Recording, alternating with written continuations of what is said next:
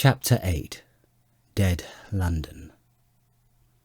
After I had parted from the artilleryman, I went down the hill and by the High Street across the bridge to Fulham. The red weed was tumultuous at that time and nearly choked the bridge roadway, but its fronds were already whitening in patches by the spreading disease that presently removed it so swiftly. At the corner of the lane that runs to Putney Bridge Station, I found a man lying. He was as black as a sheep with the black dust, alive but helplessly and speechlessly drunk. I could get nothing from him but curses and furious lunges at my head. I think I should have stayed by him but for the brutal expression of his face.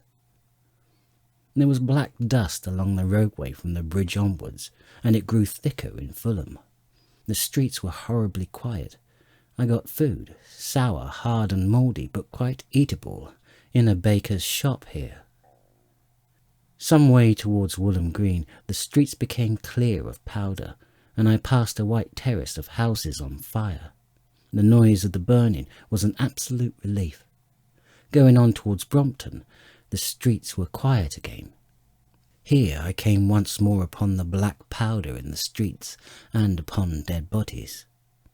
I saw altogether about a dozen in the length of Fulham Road.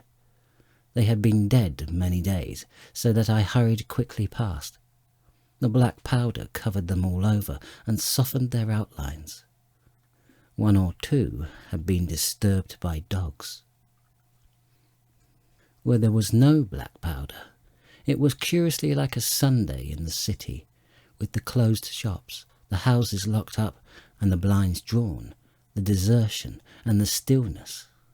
In some places plunderers had been at work, but rarely at other than the provision and wine shops. A jeweller's window had been broken open in one place, but apparently the thief had been disturbed. A number of gold chains and a watch lay scattered on the pavement. I did not trouble to touch them. Farther on was a tattered woman in a heap on a doorstep. The hand that hung over her knee was gashed and bled down her rusty brown dress, and a smashed magnum of champagne formed a pool across the pavement. She seemed asleep, but she was dead. The farther I penetrated into London, the profounder grew the stillness. But it was not so much the stillness of death, it was the stillness of suspense, of expectation. At any time, the destruction that had already singed the northwestern borders of the metropolis, and had annihilated Ealing and Kilburn, might strike among these houses and leave them smoking ruins. It was a city condemned and derelict. In South Kensington the streets were clear of dead and of black powder. It was near South Kensington that I first heard the howling. It crept almost imperceptibly upon my senses. It was a sobbing alteration of two notes, oola, oola, keeping on perpetually. When I passed the streets that ran northward, it grew in volume, and houses and buildings seemed to deaden and cut it off again.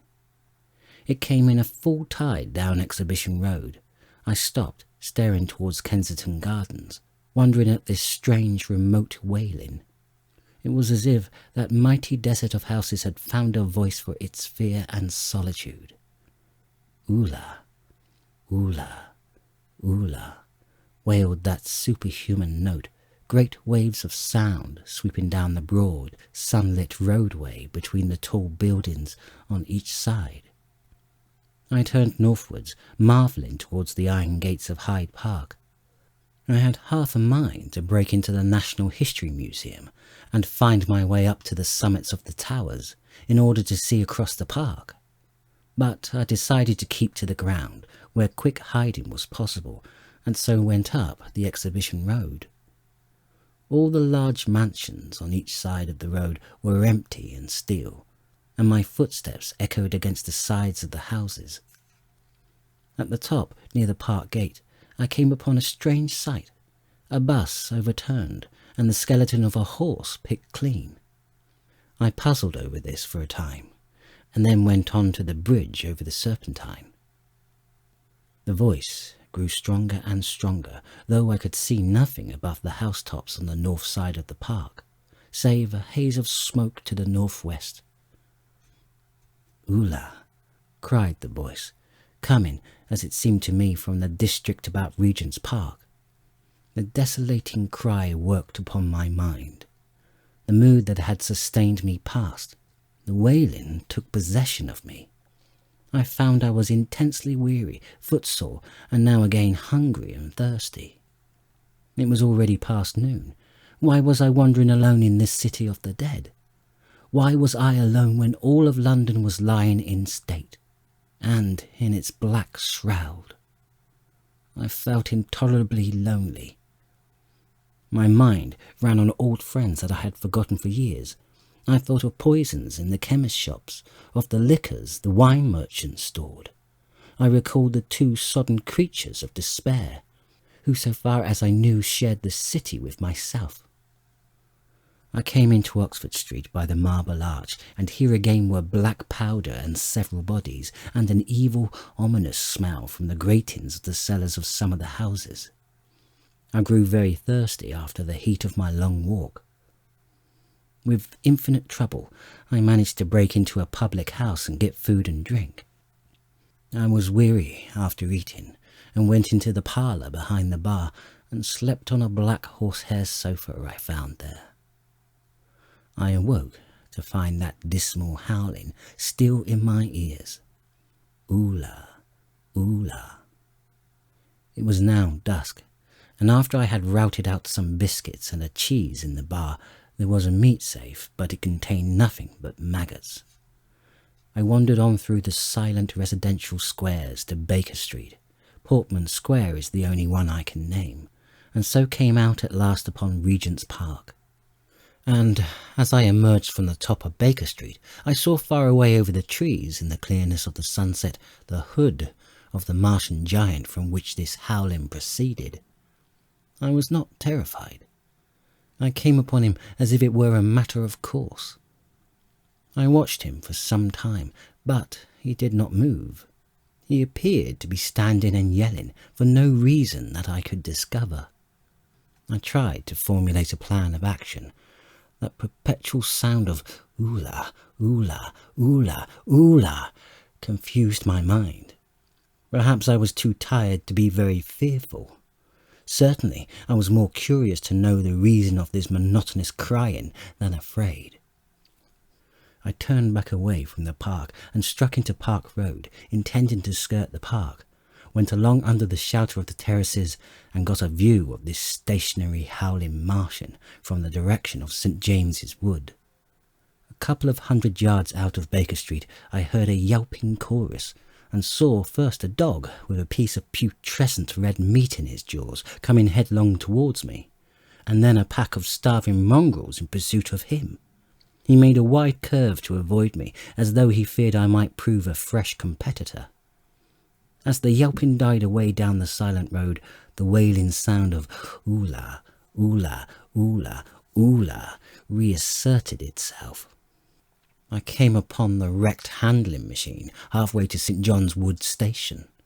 At first I thought a house had fallen across the road.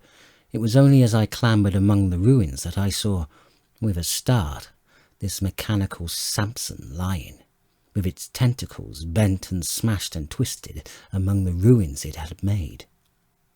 The forepart was shattered. It seemed as if it had driven blindly straight at the house and had been overwhelmed in its overthrow.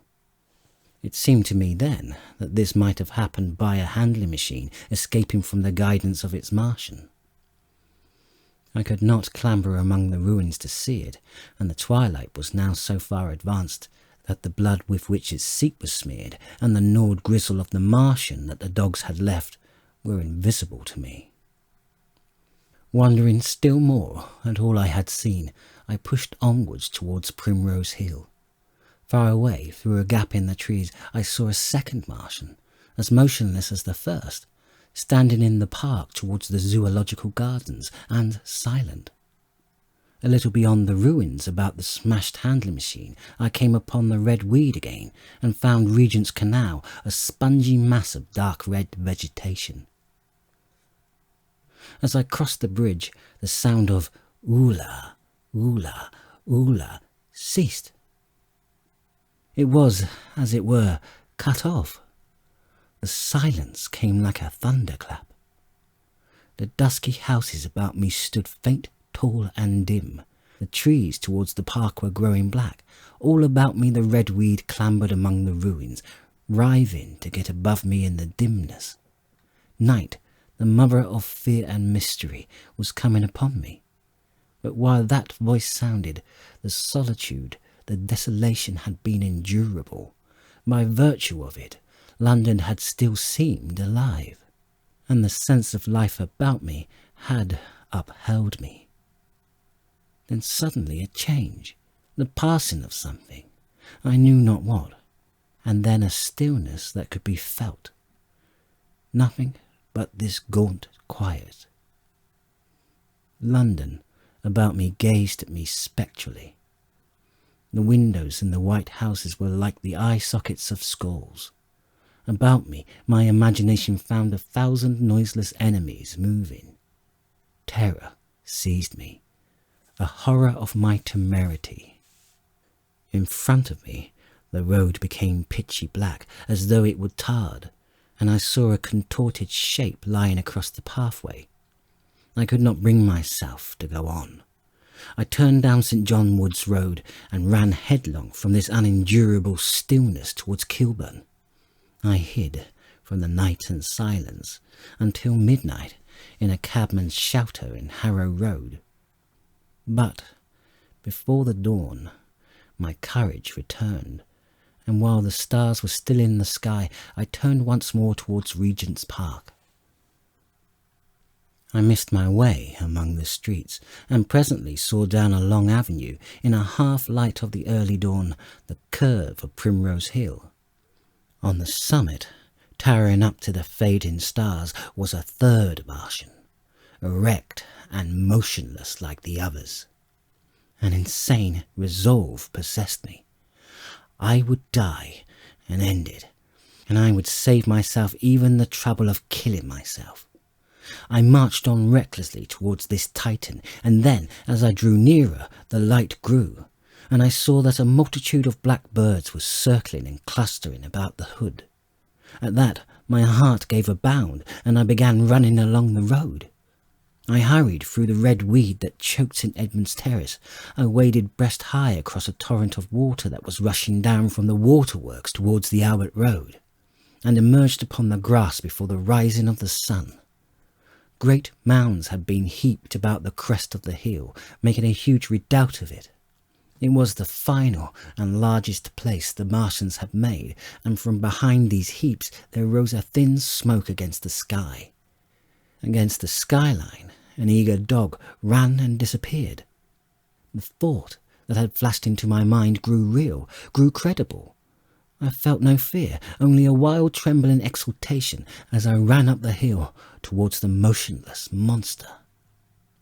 Out of the hood hung lank shreds of brown, at which the hungry birds pecked and tore.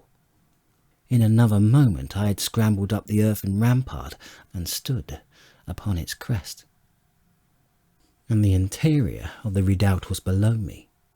A mighty space it was, with gigantic machines here and there within it, huge mounds of material and strange shelter places.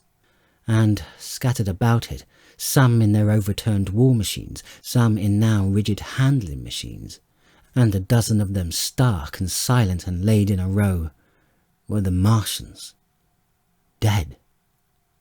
Slain by putrefactive and disease bacteria against which their systems were unprepared. Slain as the red weed was being slain after all man's devices had failed by the humblest things that God in his wisdom has put upon this earth. For so it had come about, as indeed I and many men might have foreseen had not terror and disaster blinded our minds. These germs of disease have taken toll of humanity since the beginning of things, taken toll of our pre-human ancestors since life began here. But by virtue of this natural selection of our kind, we have developed resisting power. To no germs do we succumb without a struggle, and to many, those that cause putrefaction in dead matter, for instance, our living frames are altogether immune. But there are no bacteria in Mars, and directly these invaders arrived, directly they drank and fed, our microscopic allies began to work their overthrow. Already, when I had watched them, they were irrevocably doomed, dying and rotten even as they went to and fro. It was inevitable. By the toll of 1 billion deaths, man has bought his birthright of the earth, and it is his against all comers. It would still be his were the Martian 10 times as mighty as they are, for neither do men live nor die in vain. Here and there they were scattered, nearly 50 altogether, in that great gulf they had made, overtaken by a death that must have seemed to them as incomprehensible as any death could be. To me also, at that time, this death was incomprehensible. All I knew was that these things that had been alive and so terrible to men were dead. For a moment, I believed that the destruction of the Sennacherib had been repeated, that God had repented, that the angel of death had slain them in the night. I stood staring into the pit, and my heart lightened gloriously, even as the rising sun struck the world to fire about me with his rays. The pit was still in darkness. The mighty engines, so great and powerful in their power and complexity, so unearthly in their tortuous forms, rose weird and vague and strange out of the shadows towards the light. The multitude of dogs I could hear fought over the bodies that lay darkly in the depth of the pit far below me. Across the pit, on its farther lip, flat and vast and strange, lay the great flying machine with which they had been experimenting upon our denser atmosphere when decay and death arrested them. Death had come not a day too soon. At the sound of a cawing overhead, I looked up at the huge fighting machine that would fight no more forever, at the tattered red shreds of flesh that dripped down upon the overturned seats on the summit of Primrose Hill. I turned and looked down the slope of the hill to where, enhaloed now in birds, stood those other 2 Martians that I had seen overnight, just as death had overtaken them. The one had died even as it had been crying to its companions. Perhaps it was the last to die, and its voice had gone on perpetually until the force of its machinery was exhausted. They glittered now, harmless tripod towers of shining metal, in the brightness of the rising sun. All about the pit, and saved by a miracle from everlasting destruction, stretched the great mother of cities. Those who have only seen London veiled in her sombre robes of smoke can scarcely imagine the naked clearness and beauty of the silent wilderness of houses. Eastward, over the blackened ruins of the Albert Terrace and the splintered spire of the church, the sun blazed dazzling in a clear sky, and here and there some facet in the great wilderness of roofs caught the light and glared with a white intensity. Northward were Kilburn and Hampstead, blue and crowded with houses. Westward the great city was dimmed, and southward, beyond the Martians, the green waves of Regent's Park, the Langham Hotel, the dome of the Albert Hall, the Imperial Institute, and the great mansions of the Brompton Road came out clear and little in the sunrise, the jagged ruins of Westminster rising hazily beyond. Far away and blue were the Surrey hills, and the 2 towers of the Crystal Palace glittered like 2 silver rods. The dome of St. Paul's was dark against the sunrise, and injured, I saw for the first time, by a huge gaping cavity on its western side. And as I looked at this wide expanse of houses and factories and churches, silent and abandoned, And as I thought of the multitudinous hopes and efforts, the innumerable hosts of lives that had gone to build this human reef, and of the swift and ruthless destruction that had hung over it all, when I realized that the shadow had been rolled back, and that men might still live in the streets, and this dear vast dead city of mine be once more alive and powerful, I felt a wave of emotion that was near akin to tears. The torment was over.